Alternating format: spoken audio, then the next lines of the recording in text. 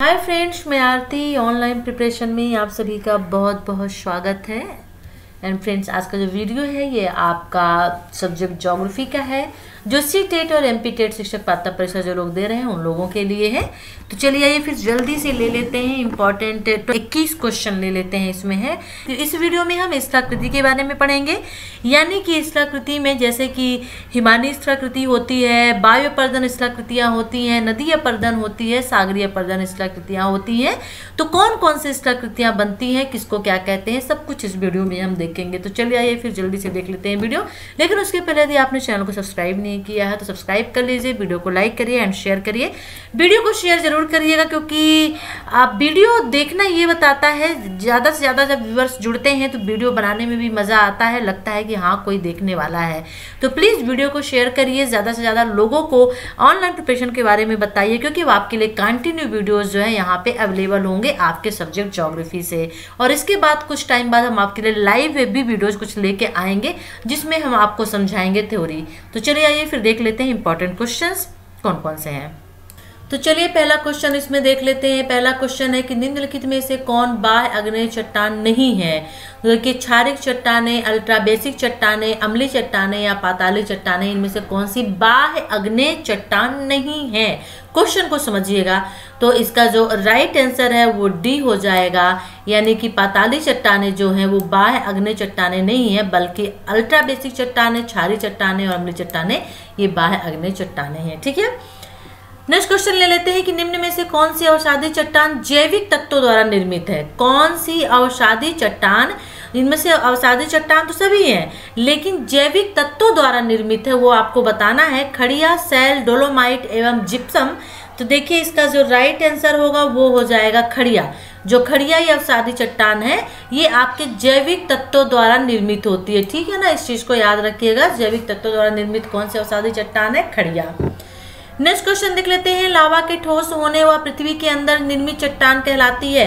यानी जब ज्वालामुखी फटता है, लावा निकलता है, तो लावा जब ठोस हो जाता है और पृथ्वी के अंदर जो चट्टान बन जाती है वो क्या कहलाती है? बाल्केनिक चट्टान, प्लूटोनिक चट्टान, परतदार चट्टान या रूपांतरित चट्टान। तो इसका जो राइट आंसर है वो होगा बी, प्लूटोनिक चट्टान कहलाती है। जो लावा के ठोस होने पर पृथ्वी के अंदर चट्टान का निर्माण होता है, लावा के ठोस होने पर वो प्लूटोनिक चट्टान कहलाती है। ओके, अगला क्वेश्चन देख लेते हैं। निम्न में से कौन सा कथन असत्य है। अब यहाँ पे ये देखते हैं कि कौन सा कथन असत्य है।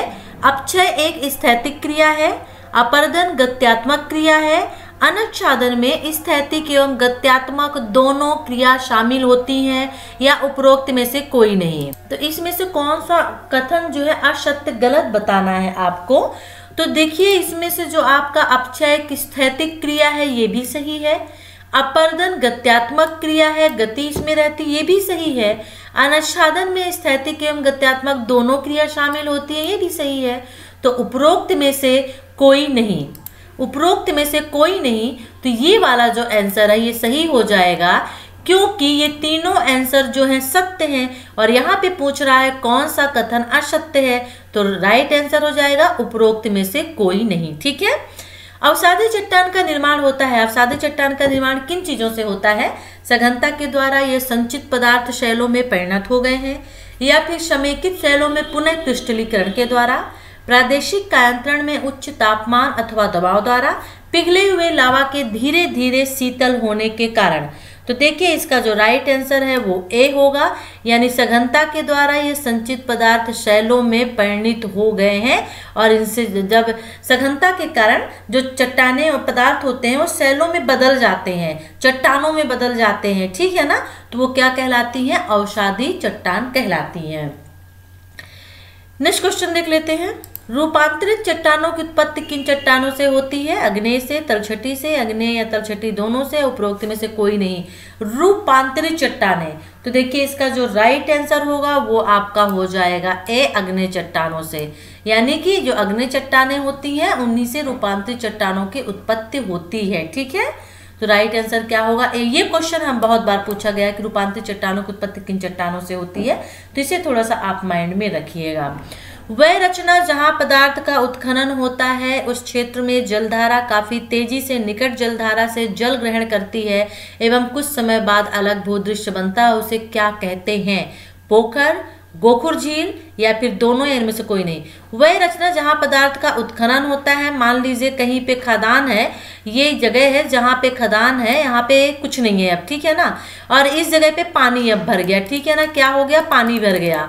अब यहाँ पे काफी तेजी से निकट जलधारा से जल ग्रहण करती है। मान लीजिए यहाँ पे कोई एक जलधारा है और यहाँ से उसने क्या कर लिया, पानी यहाँ से पानी आ रहा है इस जगह पे, ठीक है ना, इस जगह पे पानी आ रहा है, इस जगह से आ रहा है जलधारा से। तो जो ये परिदृश्य बना हुआ है ये क्या कहलाएगा? पोखर कहलाएगा या गोखुर झील कहलाएगा या फिर दोनों कहलाएंगे? तो देखिए इसका राइट आंसर सी होगा, दोनों कहलाएंगे, क्योंकि पोखर गोखुर झील जो होते हैं एक ही तरह के होते हैं। यानी कि अगर कहीं समुद्र है उसके किनारे पे होते हैं तो जहाँ से समुद्र का पानी एक तरफ आके दूसरी तरफ इकट्ठा हो जाए तो उसे पोखर या गोखुर झील कहते हैं, ठीक है। नेक्स्ट क्वेश्चन देख लेते हैं। संगमरमर निम्न में से किसका रूपांतरित रूप है? सैल का, स्लेट का, चूना पत्थर का या कोयला का? संगमरमर किसका रूपांतरित रूप है? इंपॉर्टेंट क्वेश्चन से है ये, तो इसका राइट आंसर होगा चूना पत्थर का। चूना पत्थर से ही रूपांतरित होकर संगमरमर बनता है, ठीक है। चलिए नेक्स्ट क्वेश्चन देख लेते हैं। चट्टानों के बारी बारी से सूखने एवं गीली होने की प्रक्रिया जानी जाती है। जब चट्टान टर्न से कभी सूखते हैं, फिर गीले होते हैं, फिर सूखते हैं, तो इसको क्या कहते हैं? चट्टानों की ढीली होने की प्रक्रिया अपक्षरण का एक प्रमुख घटक होता है। चट्टानी सतह के बीच जल के अणु का क्रमिक जमाव या फिर उपरोक्त सभी। तो इसका जो राइट आंसर होगा वो हो जाएगा उपरोक्त सभी। यानी कि चट्टान की ढीली होने की प्रक्रिया में यही क्रिया होती है कि चट्टान क्या होते हैं, सूखते हैं, फिर गीले होते हैं। इनमें अपक्षरण होता है चट्टानों का, और चट्टान के जो सतही होते हैं उनके बीच जल के अणु के क्रम का जमाव होता है। तो ये सभी इसमें आ जाएंगे।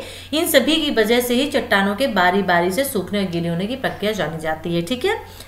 नेक्स्ट क्वेश्चन ले लेते हैं कि खनिजों का सबसे बड़ा समूह है और रासायनिक तौर पर इसमें सिलिकॉन एवं ऑक्सीजन की भिन्न मात्रा पाई जाती है। इसमें समूह को अन्य खनिज समूह से विभेद करना आसान है, परंतु इस समूह के किसी एक खनिज की पहचान करना कठिन है। कोई भी खनिज पूर्णतः अपारदर्शक नहीं है, अधिकांश का भार हल्का है। उपरोक्त कथन किस खनिज के लिए है? यानी एक खनिज के बारे में यहाँ पे बता दिया गया है, अब आपको बताना है उसमें से कौन सा खनिज है, सल्फेट है, फास्फेट है, सिलिकेट है या ऑर्गेनिक है। तो देखिए इसका जो राइट आंसर होगा वो आपका हो जाएगा सी, यानी सिलिकेट हो जाएगा। सिलिकेट के बारे में बताया गया कि सबसे बड़ा समूह है खनिजों का, और इसमें ऑक्सीजन की मात्रा भी भिन्न भिन्न पाई जाती है, और अन्य खनिजों से आप इसे अलग भी नहीं कर सकते हैं, और इसका पहचान करना भी थोड़ा मुश्किल होता है, ठीक है ना। और इसका भार जो होता है, वेट जो होता है, यह हल्का होता है, तो सिलिकेट के लिए है। अगला क्वेश्चन ले लेते हैं। अवसादी चट्टानों के संबंध में निम्नलिखित में से कौन सा कथन सत्य है? अवसादी चट्टानों के संबंध में सत्य कथन बताना है आपको। इनमें से परतें होती हैं जिसमें जीवाश्म मिलते हैं। ये मूल चट्टानें हैं जिनसे अन्य चट्टानों का निर्माण हुआ है। इनमें रवे होते हैं या इनमें बहुमूल खनिजों के भंडार मिलते हैं अवसादी चट्टानों में। तो राइट आंसर इसका ए हो जाएगा। इनमें परतें होती हैं और जिनमें जीवाश्म मिलते हैं। कभी कभी क्वेश्चन ऐसा पूछता है कि जीवाश्म किन चट्टानों में मिलते हैं। ये क्वेश्चन बहुत बार पूछा गया है कि जीवाश्म अधिकतर किन चट्टानों में मिलते हैं, तो वो आपके किन चट्टानों में मिलते हैं? अवसादी चट्टानों में मिलते हैं। तो इस बात को माइंड में रखिएगा, ठीक है ना। निम्न में से कौन सा रूपांतरित चट्टानों का उदाहरण नहीं है? ये भी क्वेश्चन बहुत दफा पूछा गया है। ये आपका 11 नंबर का क्वेश्चन और 12 नंबर का, वेरी इंपॉर्टेंट। निम्न में से कौन सा रूपांतरित चट्टानों का उदाहरण नहीं है? संगमरमर, क्वार्टजाइट, स्लेट या फिर ग्रेनाइट। तो इसका जो राइट आंसर होगा वो आपका हो जाएगा ग्रेनाइट। ग्रेनाइट जो होता है रूपांतरित चट्टानों का उदाहरण नहीं है। स्लेट, क्वार्टजाइट और संगमरमर जो है ये रूपांतरित चट्टानों के द्वारा ही बनते हैं, इसलिए इनके उदाहरण हैं। नेक्स्ट क्वेश्चन देख लेते हैं। अवसादी चट्टानों के संबंध में निम्नलिखित में से कौन सा कथन असत्य है? इनमें परतें होती हैं, परतों के बीच जीवाश्म पाए जाते हैं, इनमें मौलिक गुण बने रहते हैं और इनमें बहुमूल खनिजों के भंडार मिलते हैं। यानी कि अब कौन सा कथन असत्य बताना है अवसादी चट्टानों के बीच में, तो तो इसका जो राइट आंसर है ये इनमें बहुमूल खनिजों के भंडार मिलते हैं। ठीक है, ये इसका राइट आंसर होगा।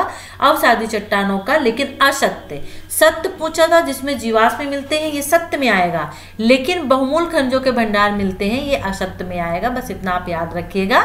यानी इनमें परतें होती हैं, बिल्कुल सही है, परत दर परत चट्टानें होती हैं, तभी तो इसमें जीवाश्म पाए जाते हैं, और इनके जो मौलिक गुण है वो बने रहते हैं, तभी तो हमें पता चलता है कि जीवाश्म किस सदी के कहाँ के हैं और किसके हैं। ठीक है, और इनमें बहुमूल खनिजों के भंडार होते हैं, ये असत्य हो जाएगा। ठीक है, तो राइट आंसर डी हो जाएगा। निम्न में से कौन सी नदी द्वारा उत्पन्न अपरदनात्मक स्थलाकृति है? ये भी इंपॉर्टेंट क्वेश्चन है, बहुत दफा पूछा गया है। निम्न में से कौन सी नदी द्वारा उत्पन्न अपरदनात्मक स्थलाकृति है, अब आपको बताना है। तो इसका जो राइट आंसर है वो हो जाएगा नदी बिसर्प। देखिए डेल्टा जो होता है ये आपका, ये सभी जो दिए हुए हैं ये वायु के द्वारा दिए हुए हैं, और ये जो है नदी बिसर्प आपका नदी के द्वारा उत्पन्न होता है। ठीक है, नेक्स्ट क्वेश्चन देख लेते हैं। अगला क्वेश्चन है, निम्न में से कौन सी वायु द्वारा निर्मित निक्षेपात्मक पवन स्थलाकृति है? यानी निक्षेपात्मक जो पवन स्थलाकृति है कौन सी है आपको बताना है।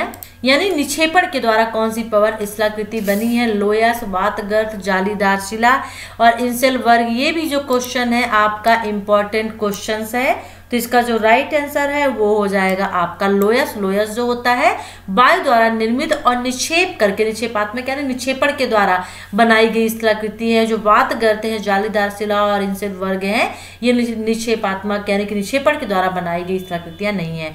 निम्न में से कौन सी सागरीय स्थलाकृतियां हैं? सागरीय स्थलाकृति कौन सी है? स्टैक, निवेशिका, पुलिन या फिर ये सभी? तो इनका राइट आंसर आपका हो जाएगा ये सभी, यानी कि स्टैक, निवेशिका और पुलिन जो होते हैं ये सागर के द्वारा स्थलाकृतियां बनती हैं। निम्न में से कौन सी निक्षेपात्मक स्थलाकृतियां हिमानी स्थलाकृतियां हैं? हिमानी के द्वारा कौन सी बनाई गई स्थलाकृतियां हैं? वो भी निक्षेपण के द्वारा, अपरदन निक्षेपण दोनों के द्वारा स्थलाकृतियां बनती हैं। तो यहाँ पर निक्षेपण की बात चल रही है।